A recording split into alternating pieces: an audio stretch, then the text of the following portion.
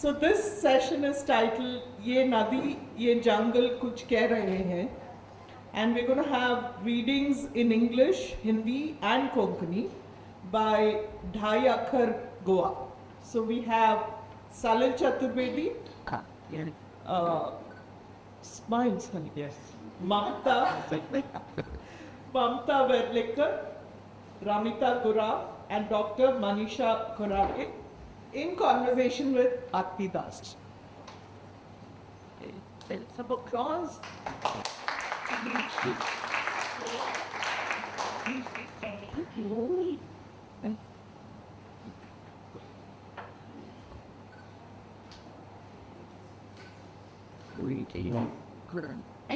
पोथी पढ़ी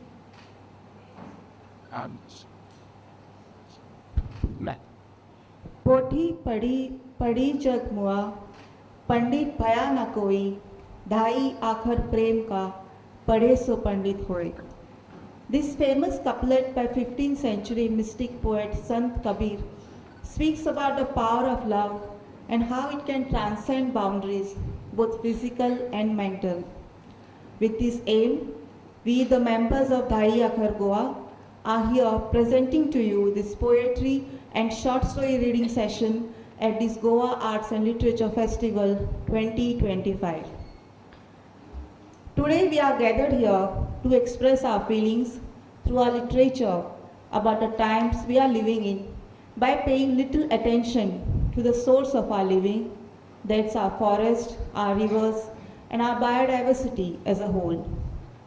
As we all are aware, in the recent past here in Goa, with the news of damming of Madai River, or clearing our forests, wetlands, plateaus for so-called development projects, has brought to our notice that we are losing our wild habitat at an alarming rate.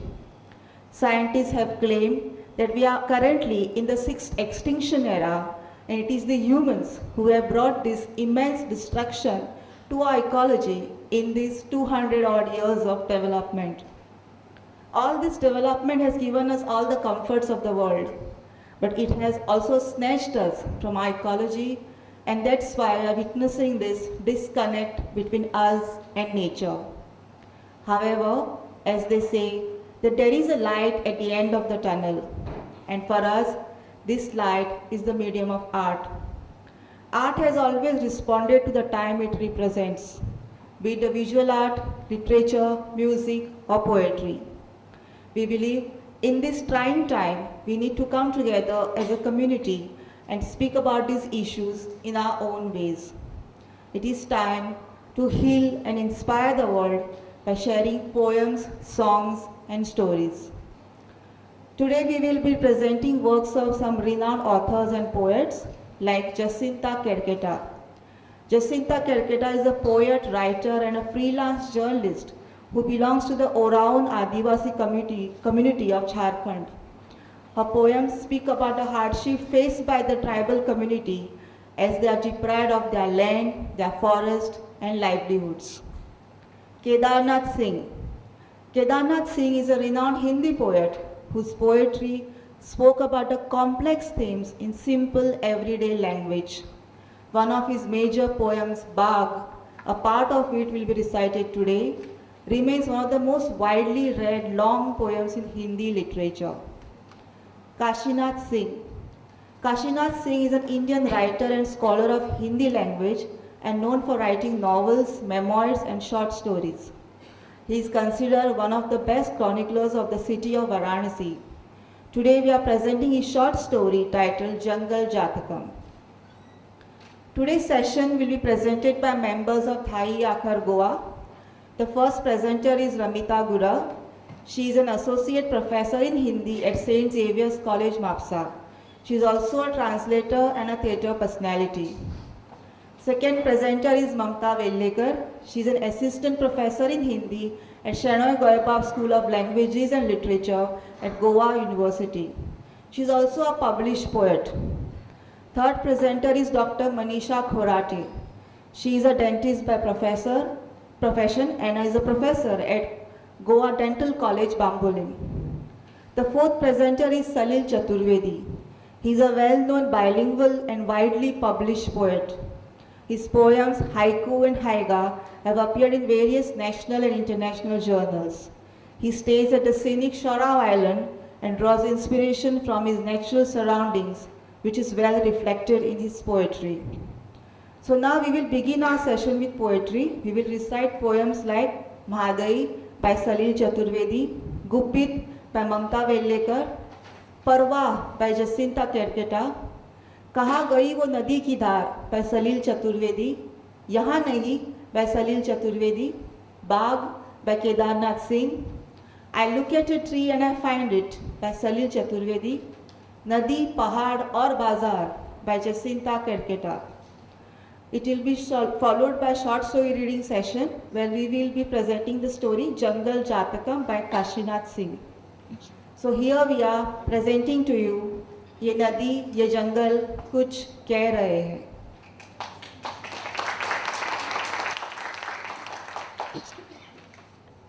नमस्कार. वैसे तो नदी एक नदी होती है, लेकिन नदी एक दोस्त भी हो सकती है, माँ भी हो सकती है. It can be a person. And this poem Madai, I address the river where I've lived for so many years as a close friend and person. Madai, for 10 turns of terror, I have lived in your tidal tapestry, Madai, intimate with the stretches on your belly, your high and low watermarks. If I stepped into you, would you hold me like the pink petals of a wild flower? Or would your waters swirl around me, letting oil shimmer on my skin?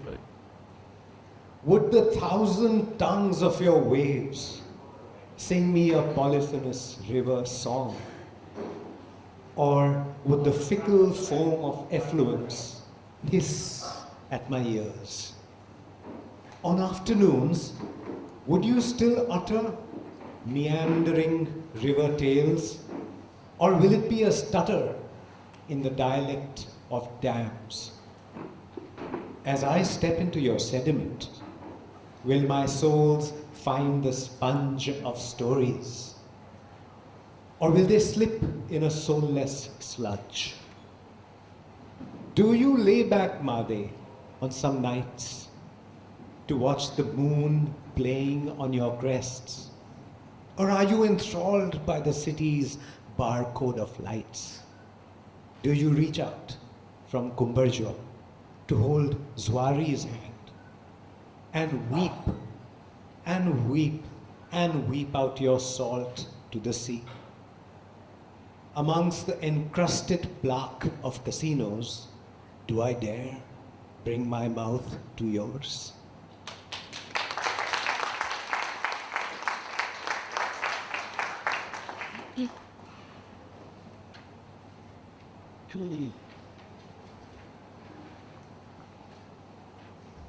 Vada कडेन म्हजें घर तें सांगता म्हाका, पूण सदांच चुकता हांव वाट, कारण वड ना थंय आतां.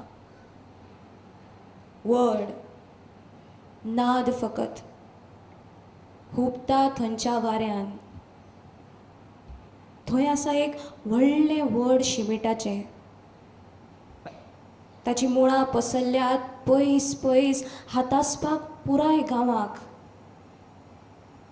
त्या वडार हुमकळा भोळ्या किरणांचे मडे. भुकेन जळीमळी जाल्यात चानयो. खांदयेर शिरकल्यात पावसाचे थेंबे. उज्याची भूक आनी भुकेचो उजो. नागडो खेळ सगळो एकीच कडेन. कितें जातलें? वाऱ्यान हुबत्या वडान कुड्डे खोशयेक सांगलें जाल्यार सगळें गुपीत खरें खरें.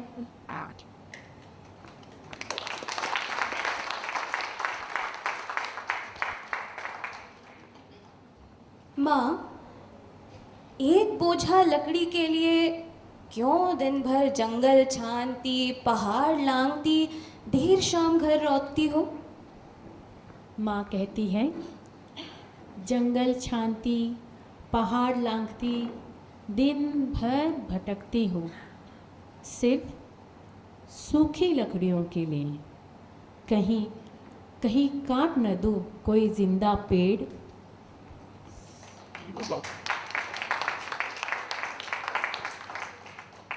कहाँ गई वो नदी की धार, कहाँ गई वो नदी की धार, जो पनीली आरी से इस जगह बार बार अपना नाम काटती थी, हर साल कुछ नया सा।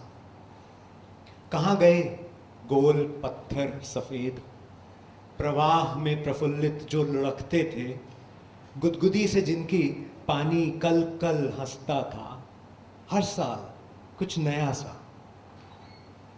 कहाँ गए वो पक्षी, नदी के अभिन्न पक्ष, पानी के उफान से जो बने पल पल उसे ताकते थे, हर साल कुछ नए से। कहाँ गए वो बारिश के बच्चे, जो पहली बौछार में खेल की एक बाढ़ बनकर आते थे, हर साल कुछ नए से।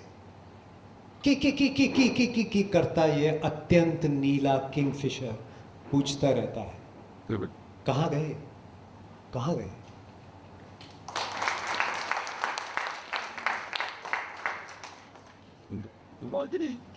यहां नहीं, यहां नहीं, यहां नहीं, चलो चलो चलो चलो, सच को लूटने चलो।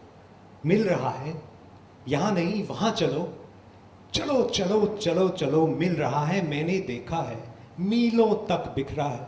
मैं बताता हूं, पुल के पार दाईं सड़क पकड़ लेना, पेड़ों की छांव वाली सड़क। रामघाट और काली घाट के आगे भुट्टे के खेतों के बाद एक करेले के खेत के पीछे, जहां बूढ़ी औरत और 5 बच्चे पहरा दे रहे हों, पूछ लेना। बस आधा कोस और बिखरा हुआ है हर तरफ, मीलों तक। थोड़ा नीचे उतरकर पहुंच जाओगे, मिल जाएगी तुमको नदी, सच।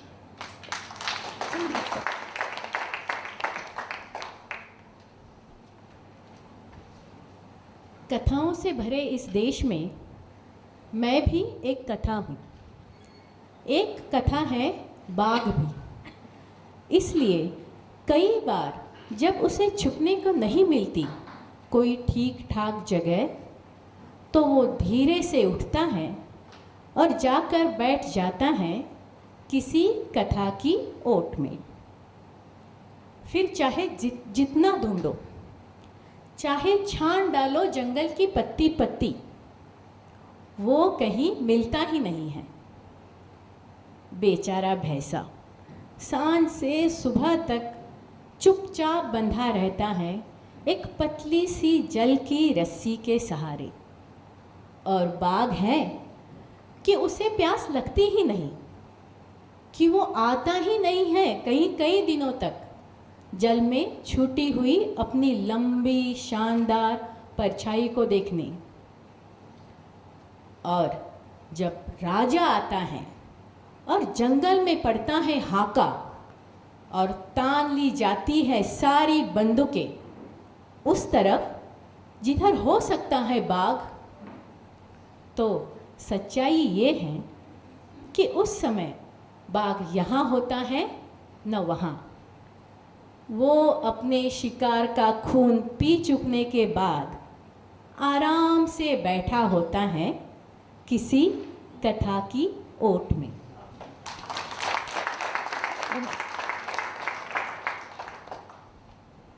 सुबह के अखबार में एक छोटी सी खबर छपी थी कि पिछली रात शहर में आया था बाघ। किसी ने उसे देखा नहीं, अंधेरे में सुनी नहीं किसी ने उसके चलने की आवाज़, गिरी नहीं थी किसी भी सड़क पर खून की एक छोटी सी बूंद भी। पर सबको विश्वास है कि सुबह के अखबार में छपी खबर गलत नहीं हो सकती, कि ज़रूर ज़रूर पिछली रात शहर में आया था बाघ? सच्चाई ये है कि हम शक नहीं कर सकते बाघ के आने पर। मौसम जैसा है और हवा जैसी बह रही है, उसमें कभी भी और कहीं भी आ सकता है बाघ। पर सवाल ये है कि आखिर इतने दिनों बाद इस इतने बड़े शहर में क्यों आया था बाघ? क्या वो भूखा था, बीमार था? क्या शहर के बारे में बदल गए हैं उसके विचार? ये कितना अजीब है कि वो आया। उसने पूरे शहर को एक गहरे तिरस्कार और घृणा से देखा, और जो चीज जहां थी उसे वहीं छोड़कर चुप और विरक्त चला गया बाहर। सुबह की धूप में अपनी अपनी चौखट पर सब चुप हैं, पर मैं सुन रहा हूँ कि सब बोल रहे हैं। पैरों से पूछ रहे हैं जूते, गर्दन से पूछ रहे हैं बाल, नखों से पूछ रहे हैं कंधे, बदन से पूछ रही है खाल कि कब आएगा, फिर कब आएगा बाघ?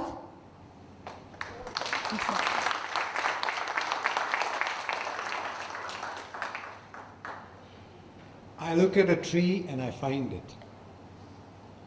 I look at a tree and I find it taller than any man I've ever met or heard or told or read about. In its stance, I find more meaning than in any word or phrase I've ever uttered. I look at it stand in the harshest of suns and watch its canopy cover all arguments, with space to spare for some sparring sparrows. In its shadows, I find the flesh of all philosophies pecked at, eaten, and dropped back to the soil as nutrients for nematodes. I look at a tree and how I wish for squirrels to run up my back, for owls to nestle in my armpits, for a hard lignin to cover my ears and my eyes, and for my hands to fall upwards where starlight beckons.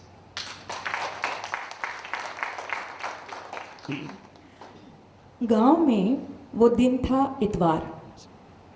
मैं नन्ही पीढ़ी का हाथ थाम पहुंच गई बाजार। सूखे दरख्तों के बीच एक पतली पगडंडी। मैंने नन्ही पीढ़ी से कहा, देखो यहीं थी कभी गांव की नदी। आगे देख जमीन पर बड़ी सी दरार। मैंने कहा, इसी में समा गए सारे पहाड़। अचानक वो सहम के लिपट गई मुझसे। सामने दूर तक फैला था भयावह कब्रिस्तान। मैंने कहा, देख रही हो इसे? यहीं थे कभी तुम्हारे पूर्वजों के खलिहान। नन्ही पीढ़ी दौड़ी। हम आ गए बाजार। क्या क्या लेना है? पूछने लगा दुकानदार। भैया, थोड़ी बारिश, थोड़ी गीली मिट्टी, एक बोतल नदी, और वो डिब्बाबंद पहाड़। उधर दीवार पर पड़ी टंगी एक प्रकृति भी दे दो। और ये बारिश इतनी महंगी क्यों? दुकानदार बोला, ये नमी यहाँ की नहीं, दूसरे ग्रह से आई है। मंदी है, छटाक भर मंगवाई है। पैसे निकालने साड़ी की कोर टटोरी, चौंकी। देखा, आंचल की गांठ में पूरा वजूद मुड़ा पड़ा था।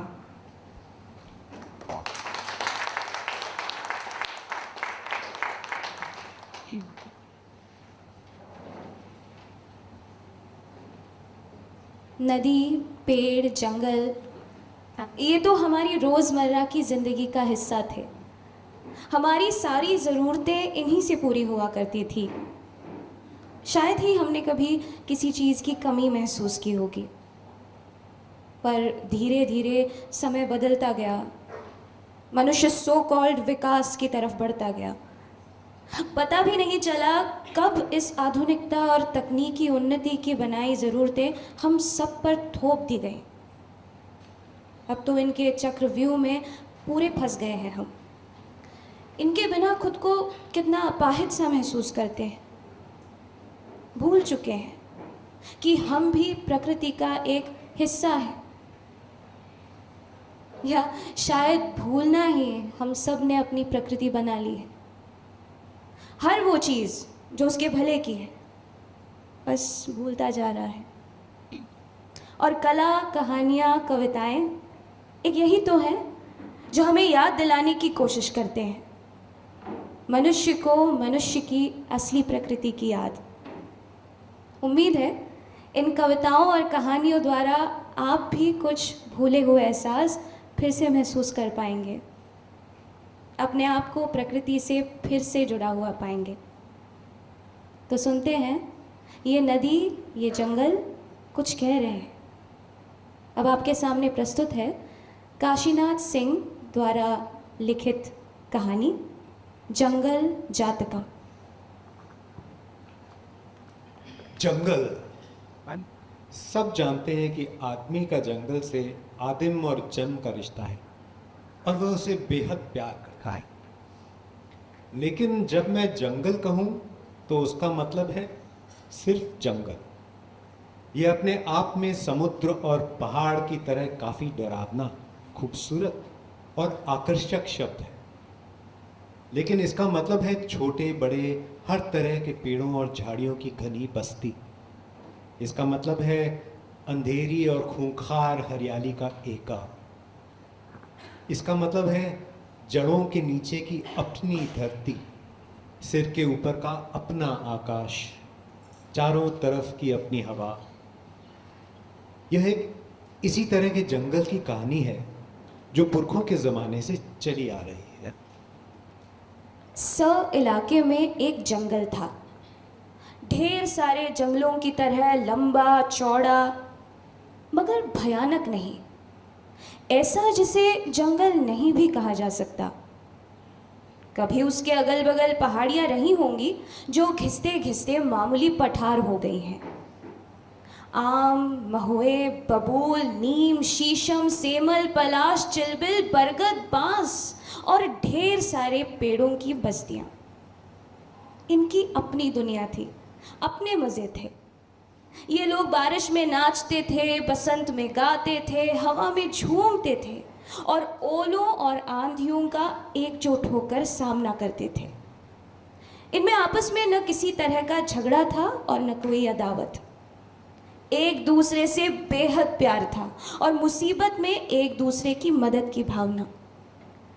कभी दुबली पतली गरीब लतरों और बेलों की मदद पेड़ों ने कर दी और पेड़ों के तनों की झाड़ झंखाड़ों ने। इस तरह बड़ी शान और सुख से उनकी जिंदगी चल रही थी।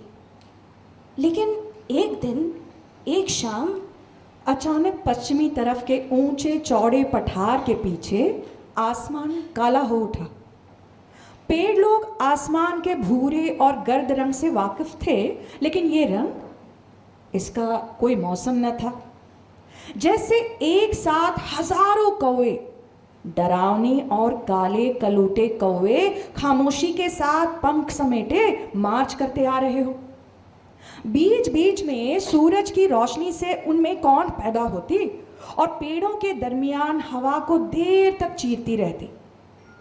सांस रोके खड़े पेड़ चुपचाप भय से इस आलम को देखते रहे। ये उनकी जिंदगानी का नया अनुभव था। काले धब्बे पठार को पार कर जंगल में घुसे, गाते बजाते और काफी हास के साथ। वे कौवे न थे, वे थे बिना बेंट के लोहे के वजनी फल, कुल्हाड़े।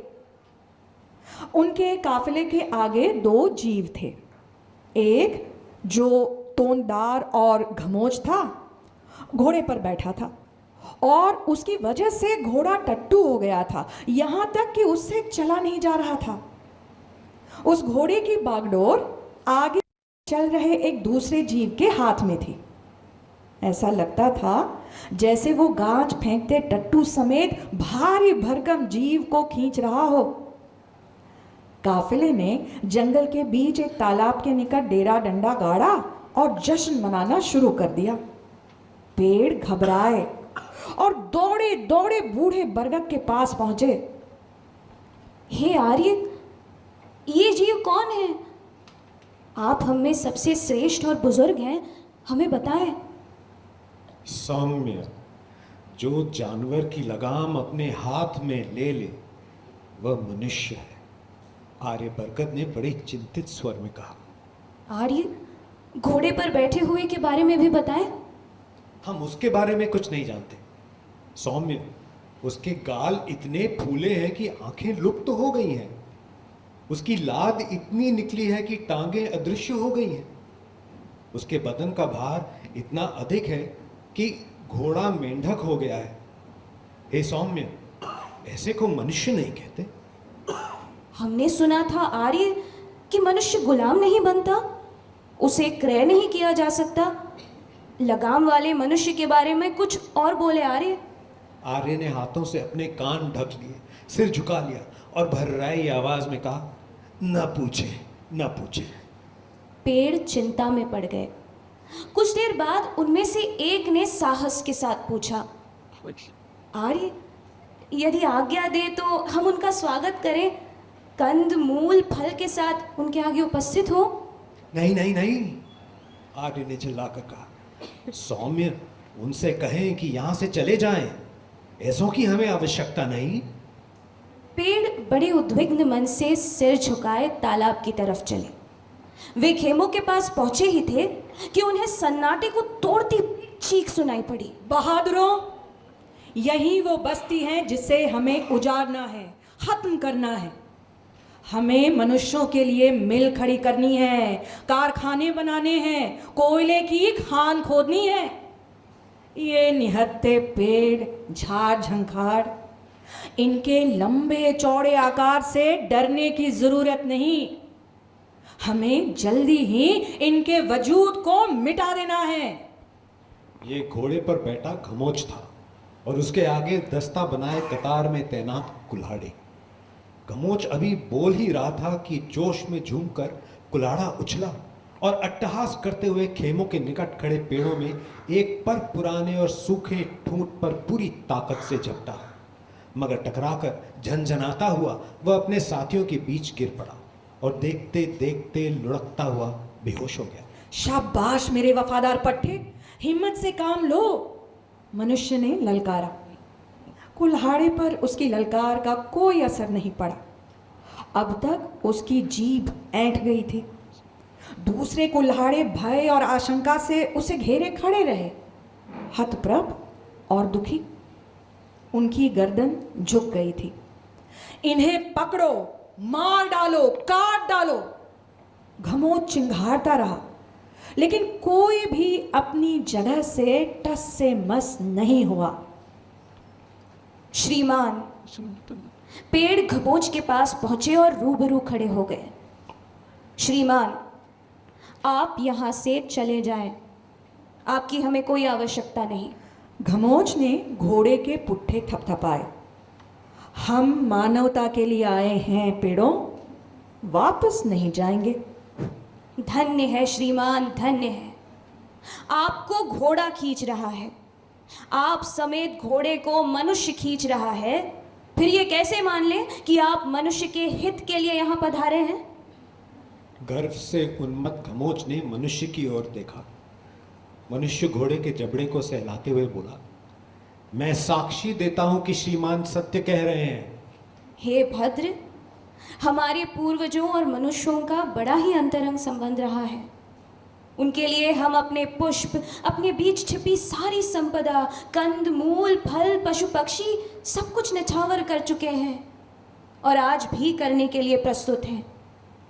विश्वास करें, शुरू से ही कुछ ऐसा नाता रहा है कि हमें भी उनके बिना खास अच्छा नहीं लगता। जवाब में उन्होंने भी हमें भरपूर प्यार दिया है। लेकिन आप, हमें संदेह है कि आप मनुष्य हैं। ये क्या बदतमीजी है? क्रोध में मनुष्य बड़बड़ाया।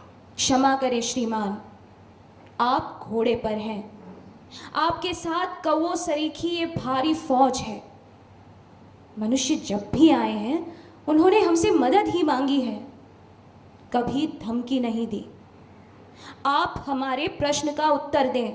घमोच ने दांत भींचकर घोड़े की अयाल अपनी मुट्ठी में कस ली। मिट्टी और पानी के भुक्खड़ों, कुछ सुनने के पहले ये जान लो कि अनर्गल प्रश्न का उत्तर देना मेरी आदत नहीं। बहुआ, श्रीमान की आवाज कितनी रोबीली है। एक पतले और लंबे कद के दरख्त ने झूमकर बगल में खड़े बबूल से कहा। चुप! बबूल चीखा, मूर्ख हो तुम, हत्यारी कहो। वो समझदार मालूम होता है और विनम्र भी। कहते हुए घमोच मनुष्य की ओर घूमा। मनुष्य आगे बढ़कर उस दरख्त के पास पहुंचा। आपका परिचय? इस सम्मान पर दरख्त श्रद्धावश मनुष्य के आगे झुक आया। ये हमारे भाई बंद हैं, वंश जाति के हरवंश। एक ठिगने पेड़ ने उपेक्षा से उसका परिचय दिया। आप अपने साथ श्रीमान को बात करने का अवसर दें, हम कृतज्ञ होंगे। मनुष्य ने अपना हाथ आगे बढ़ाया। नहीं! सभी पेड़ एक स्वर से चिल्ला उठे। जिसको भी बात करनी है, हमारे बुजुर्ग वट वृक्ष से बात करें। हमारे यहाँ उनके सिवा किसी एक से बात करने का विधान नहीं है। भाई बंद सत्य कहते हैं श्रीमान, ऐसा नहीं हो सकता, उस लंबे पतले दरख्त ने कहा।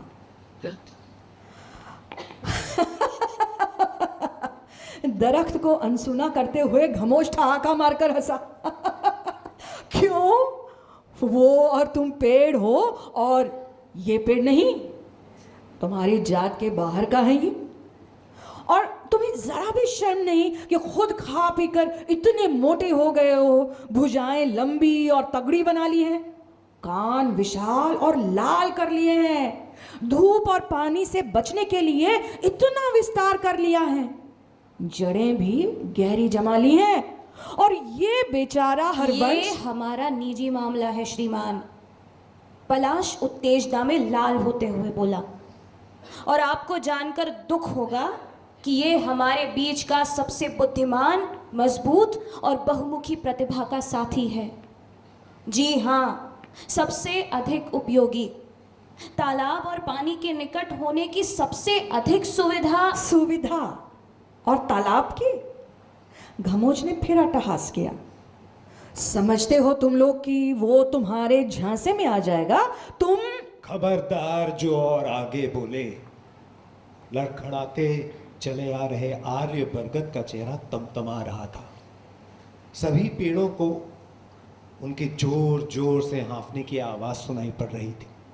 पेड़ों ने अगल बगल हटकर उन्हें खड़े होने की जगह दी। आर्य आवेश में कांपते हुए बोले, घोड़े पर सवार घिनौने मुसाफिर, मैंने सब सुन लिया है। मैं बूढ़ा बरगद इस जंगल के प्रतिनिधि के अधिकार से, जो मुझे मेरे सभी आत्मीय जनों से मिला, उसी अधिकार से यह अंतिम निर्णय देता हूं कि यहां से रातों रात दफा हो जाओ। तुम्हारा रुकना हमें पसंद नहीं। सुनी इस गिजगिजे दढ़ियल बूढ़े की बकवास? घमोच के चीखते न चीखते दूर खड़ा एक ताड़ हरहराता हुआ घमोच पर टूट पड़ा, लेकिन घोड़े ने छलांग मारकर उसकी रक्षा कर ली। घमोच कुल्हाड़ों पर बरस पड़ा। खंबख्तों, मुंह क्या ताकते हो, हैं? एक साथ 15-20 कुल्हाड़े आरे पर उछले और उनकी दाढ़ी में फंसकर हवा में झूलने लगे। पेड़ों के चेहरे पर हंसी खेल गई, लेकिन संकोच के कारण उन्होंने अपनी हंसी पत्तों में छिपा ली। आर्य बरगद गंभीर बने रहे। इन घटनाओं की उन पर कोई प्रतिक्रिया नहीं हुई। वे हरवंश की ओर मुड़े और उसके कंधे पर प्यार से अपना हाथ रखा। बेटे वंश, आओ अपने घर चलें। जब यह पैदाइशी सैलानी मनुष्य तक को अपना पालतू बना सकता है, तो हमारी क्या बिसात है? आर्य के पीछे पीछे वापस चले। अचानक आर्य ठिठके। उन्होंने कुल्हाड़ों को नोच कर घोड़े के आगे फेंका। मुसाफिर, ये लो अपने भाड़े के टट्टू और रास्ता नापो। तुम जैसे भी हो हमारे घर में हो। रात भी हो गई है। हम इस वक्त जाने को नहीं कहेंगे, लेकिन हाँ, कल का दिन इस जंगल में देखने का साहस मत करना। घमोच, मनुष्य और कुल्हाड़ों को वहीं छोड़कर पेड़ों का काफिला आगे बढ़ा। चौराहे पर आकर हरवंश ने विदा ली। धीरे धीरे और पेड़ भी एक एक करके अपने ठिकाने के लिए अलग होते गए। अंत में जब पीपल भी चलने को हुआ तो आर्य ने रोक लिया। आर्य, अब भी आप चिंतित दिखाई पड़ रहे हैं, क्या बात है? पीपल ने जिज्ञासा की। ये न पूछें सौम्य, बस हवा से कहला दे कि वह रात भर चौकस रहे। सभी भाइयों और साथियों से कह आए कि वे अपनी जड़ें मजबूती से जमाए रखें।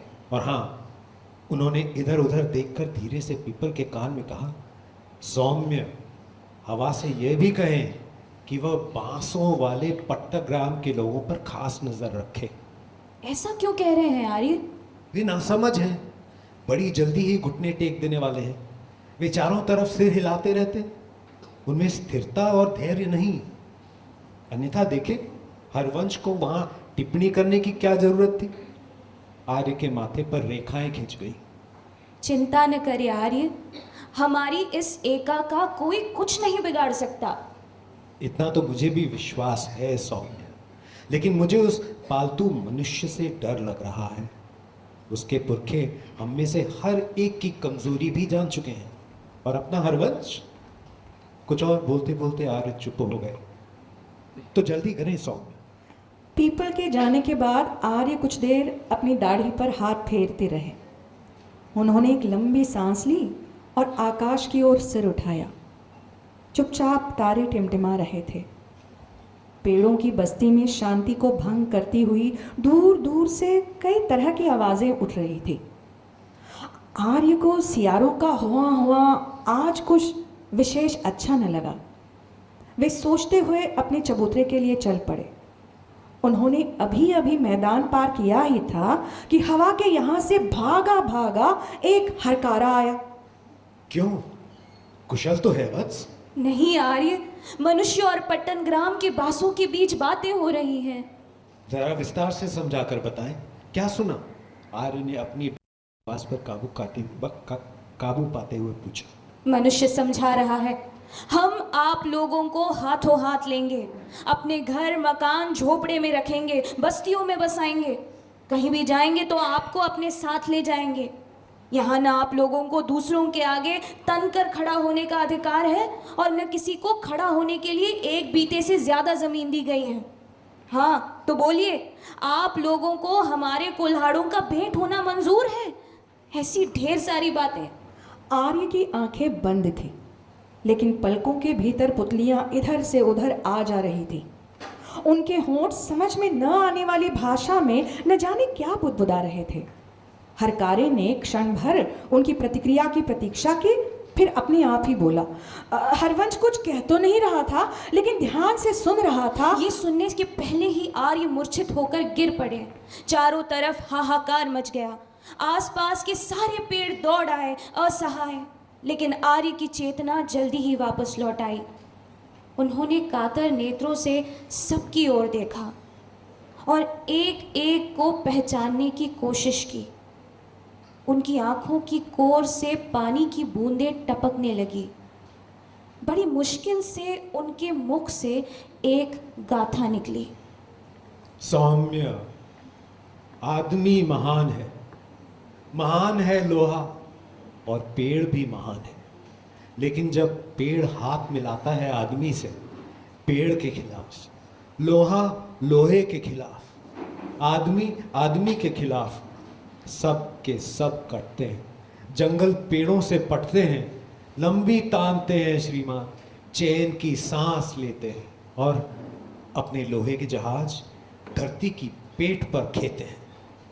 लेकिन जब आदमी या लोहा या पेड़ अपनी जगह जमकर खड़ा होता है तो फूले हुए गुब्बारे की तरह श्रीमान का कलेजा फट फट पेड़ों के कान उनके ओठों की ओर लगे थे, लेकिन गाथा उनकी हिचकी के साथ टूट गई थी।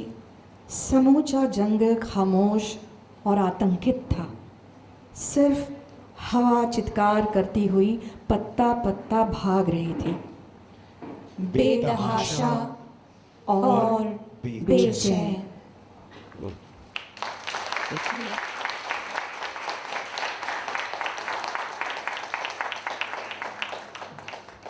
With this, we end our session.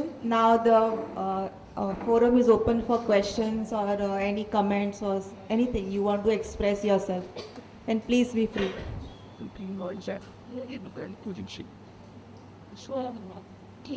Just have to tell the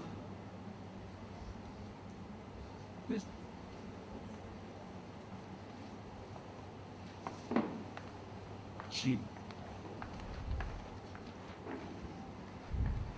हाँ, किसी को कुछ कहना है तो आप कह सकते हैं, पूछना है तो पूछ सकते हैं। जैसा कि आरती ने आपसे कहा था, हमारा उद्देश्य ही ये था कि साहित्य जो शब्द के माध्यम से पाठक तक पहुंचता है, वैसे तो साहित्य पढ़ना एक वैयक्तिक, एक इंडिविजुअल एक्सपीरियंस होता है, बट हमारे यहाँ कथा कहने की एक बड़ी लंबी परंपरा रही है, तो उसका भी अपना एक आनंद होता है, मैं मज़ा नहीं कहूँगी।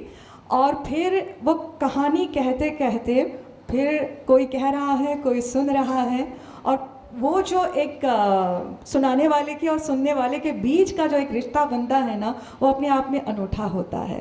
तो साहित्य को, लिखित शब्द को आप तक पहुंचाने, सिर्फ पढ़ने वाले तक नहीं, सुनने वालों तक पहुंचाने का ये हमारा प्रयास है। और हमारे पास इतनी बड़ी धरोहर है, इतना लिखा है हमारे यहाँ हर भाषा में, तो ढाई आखर का उद्देश्य ही ये है कि एक संवाद स्थापित करना। ये संवाद बहुत ज़रूरी है, ऐसा हमें लगता है। Can I say something? Hi, Rishikesh. बेहद खुशी हुआ इनसे, मैं इत्तेफाक से सुबह मिला, 10 मिनट लेट पहुंचा। बहुत ही अच्छा लगा। मैं एक पब्लिशर भी हूँ और गवैया भी, और काफ़ी सारे पुराने कविता भी याद आने लगे। एक तो मैं बताता हूँ कि जैसे ये नदी इनका बह रहा था पेड़ों के बीच, कैसे एकदम एक संस्कृति हिंदी से फिर टकरा गया बेचारा। तब मैं ऑडियंस की रिस्पॉन्स नहीं देखी। मैं बता रहा हूँ कि लैंग्वेज की वो जो नदी है, वो पहले बहुत सरल से जा रहा था, मैं उसमें डूब गया। आपकी कविता भी, आपने जो पढ़ा, सब ने पढ़ा।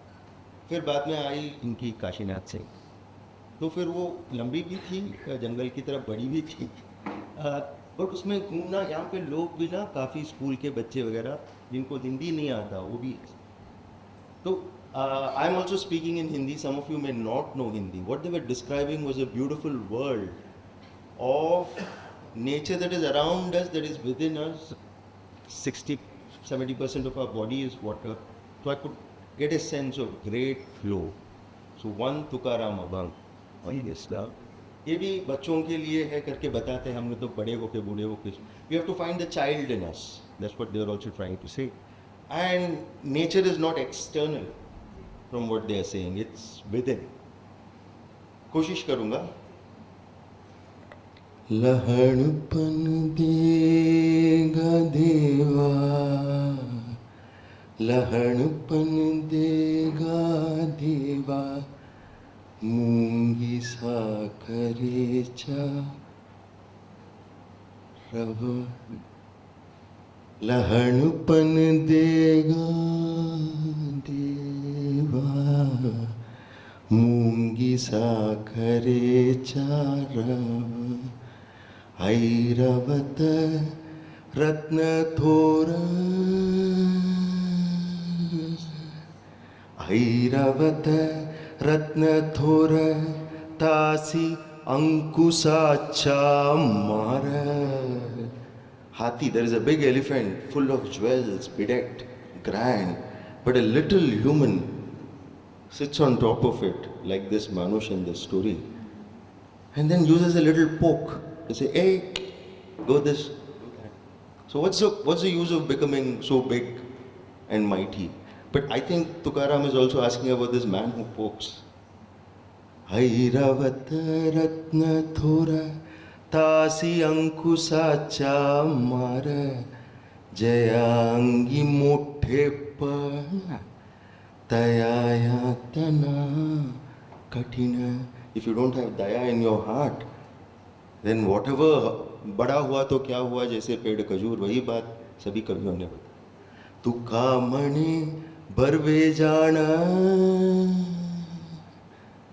लाले लावाहू न लहना.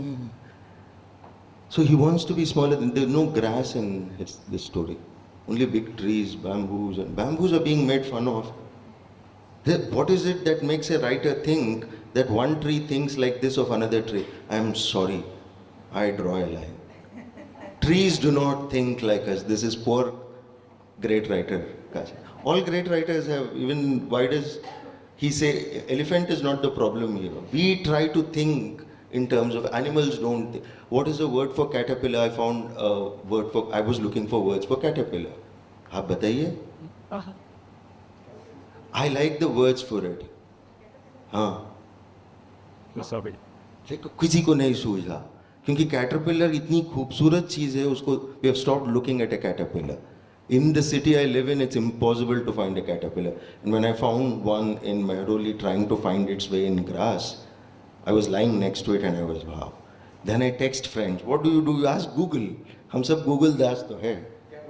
अरे Google ने कुछ उल्टा पलटा बताया. फिर इल्ली भुईली. There is also Kamla. I didn't know it's called a Kamla. Huh. So we don't know the words for these things also. And we are looking at only the big trees. So thank you. I think there is a book here. This is a pleasant surprise. Such a beautifully curated session. Thank you. Thank you. Thank you all. I mean, you had a good audience. Thank you. And thank you for me. Have a good day. It's not, I don't plan everything. Thank you. Empty. Get out.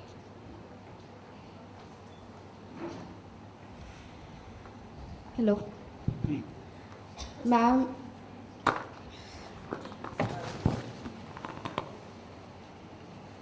मेरे पास कोई सवाल तो नहीं है, पर पूरा जो session हुआ आज सुन के बहुत अच्छा लगा.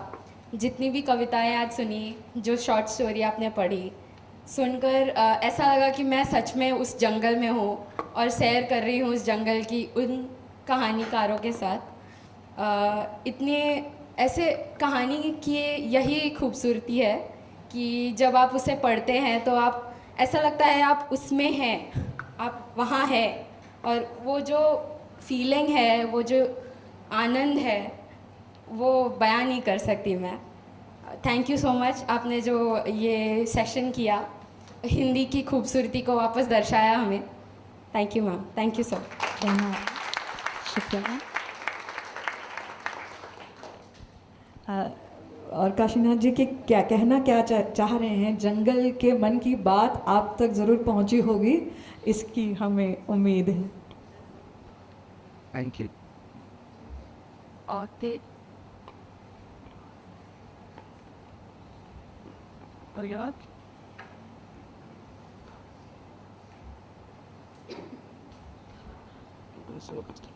If any of you have any questions about writing poetry, I think these are the maestros to answer. सलील जी तो गोवा के बहुत ही जाने माने कवि हैं. अंग्रेज़ी में लिखते हैं, हिंदी में लिखते हैं, और एक मौन की भाषा भी उन्हें बहुत अच्छे से आती है. Any poets here who have questions? I August.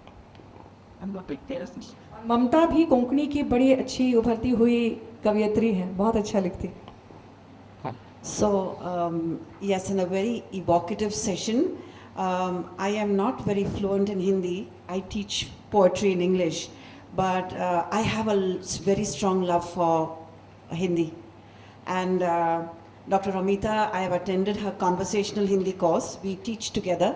And as Anshika has mentioned, it revived that kind of feeling for Hindi.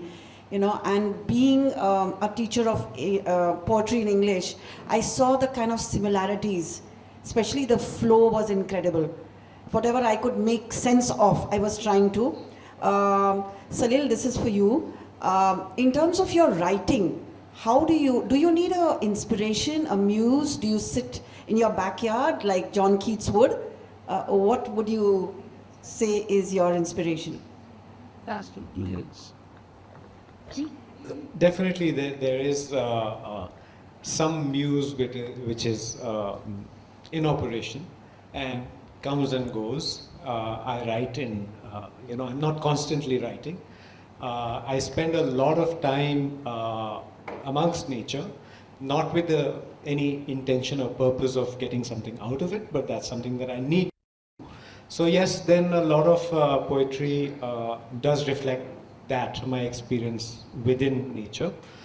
And for some strange reason, my mode of thinking is through what we tend to call nature, but I don't see why it's different from us or anything, what the difference is all about. But for example, when something momentous or important happens which I need to process, like when my grandmother died, I went weeks being troubled about not somehow getting hold of what had happened. I mean, I've lived enough to know that someone has died or what, but from inside I couldn't grasp it to my satisfaction on what really has happened or what it means. And I was in a lake near Shorrock one evening, and then there was this particular bird which come a lot in the winter, and it was a ibis which came pretty close to me. And somehow that ibis, also they have a curved beak. And I do remember my grandmother towards the end, her back was a little curved, the curve of her nose was also a little more pronounced. So somehow that connection happened between the ibis and my grandmother. And then a poem came out where I talk about my grandmother's journey or where she might be flying to. And somehow it came together for me and something was explained about things. So yeah, I do think through natural things. So I don't know if that answers your question. No, that's amazing actually, because you were finding you were finding space for your grandmother which you couldn't express earlier, and the ibis was the kind of the impetus for you. Yeah. Particularly commendable is the poem The Mahadai. I think we all don't understand this. We don't, yes, Rajendra Kerkar has certainly given us so much to think about, but your poem was evocative about so many issues. For instance, the casino. I traveled to Karanzale, I lived there. And you pass the casino, but we don't look at it like the way you explained it in the poem. The last two lines, could you just, I don't know where that is. Those last two lines, it reminds me of a couplet, You want me to read it again? I wouldn't mind, yes. You want me to read the poem again? Yes, please. Okay, thank you. So I live in Shorrock, I encounter the river almost every day. And what you don't realize is when you have to take the ferry, you also have to you don't have to, but it helps to keep the moon in your mind also, because the tides affect the way the ramp is going to be. The incline of the ramp depends on the moon. So that's a connection. So it keeps me connected with everything being on the island. I have to realize, okay, low tide, my car will be able to go easier. So I track the moon to know when to take my car in. So for 10 turns of terra, I have lived in your tidal tapestry, Mahadai, intimate with the stretches on your belly, your high and low watermarks. If I stepped into you, would you hold me like the pink petals of a wild flower? Or would your waters swirl around me, letting oil shimmer on my skin? Would the 1,000 tongues of your waves sing me a polyphonous river song? Or would the fickle foam of effluence hiss at my ears? On afternoons, would you still utter meandering river tales? Or will it be a stutter in the dialect of dams? As I step into your sediment, will my souls find the sponge of stories? Or will they slip in a soulless sludge? Do you lay back, Mahadai, on some nights to watch the moon playing on your crests? Or are you enthralled by the city's barcode of lights? Do you reach out from Kumbarjua to hold Zuari's hand and weep out your salt to the sea? Amongst the encrusted plaque of casinos, do I dare bring my mouth to yours?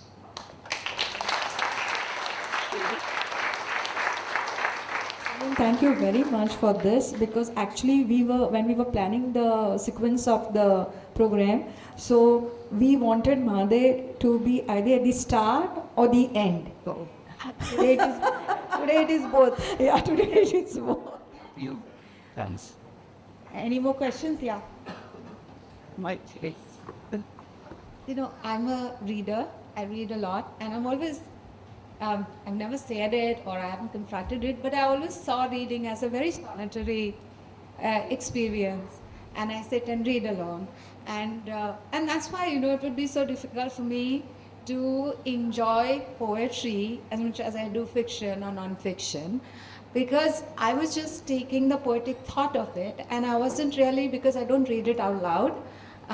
Today, I really enjoyed the poetic thought and the sound of it, the rhythmic balance or whatever you may call it, the sound, the phonetics of the poetry. And I want to thank Dayakar for that. I think you should make it a regular thing, because, you know, the way it's taught in school, it's so, it was like a load, but this was also entertaining.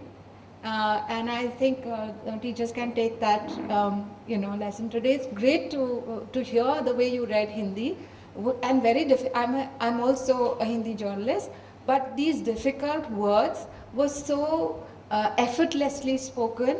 I really enjoyed it. Thank you. I agree with Monica, because that was my also initial reaction, because in school we were taught poetry in a very, very dry way, like, you know, a teacher came and she just read out few lines. Yeah, it was like a punishment, like, you know. Some teachers read and use as a year. So I'll be fair. I love poetry also comes amongst the teach. Yes. At an average, not so many. Sure. So thanks to Ramita and Mamta, I learned poetry again. And then Salil. So are there any more questions? Yeah, the girl in behind. So, baby. Emma. Yeah. Because who's the last one?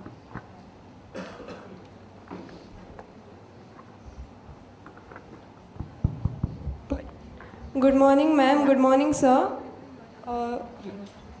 तो मेरा प्रश्न आप तीनों से है। जैसे sir ने कहा था कि नदी एक सिर्फ नदी नहीं है, वो एक दोस्त है, वो एक माँ भी हो सकती है। तो आपका क्या नज़रिया एक नदी को देखते हुए?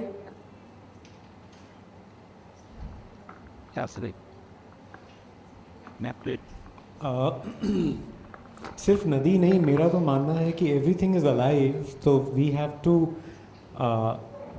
अभी रिसेंटली न्यूजीलैंड में one river has been given legal rights as a person. It's a person legal rights.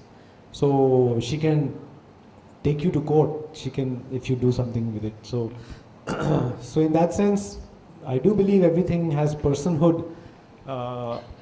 And हमारे कल्चर में तो वैसे भी गंगा मैया हो गई, नर्मदा भी माँ हैं, तो हम लोग एक ऐसे कल्चर से हैं जहाँ बचपन से हमें ये सिखाना नहीं पड़ता. We all know that these are living entities in one way or the other. आकाश में भी देखो तो एक गंगा दिख जाती है, आकाश में भी. तो this is a throbbing pulsating living world. But unfortunately which is the most obvious thing, which it is, it's true.